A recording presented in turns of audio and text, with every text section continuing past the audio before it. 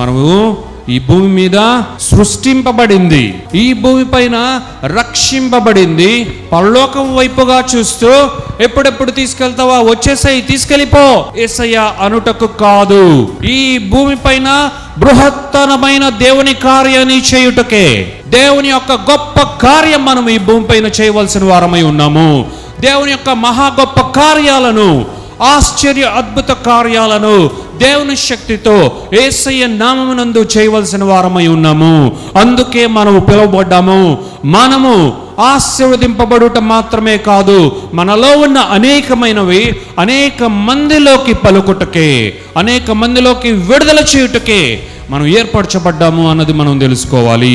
ఈ భూమి పైన ఒక గొప్ప ప్రభావవంతమైన కార్యాలను ఆయన శక్తితో చేసి అనేక మందిని ప్రభావవంతముగా చేయుటకే దేవుడు మనల్ని ఎన్నుకున్నాడు, ఏర్పరచుకున్నాడు.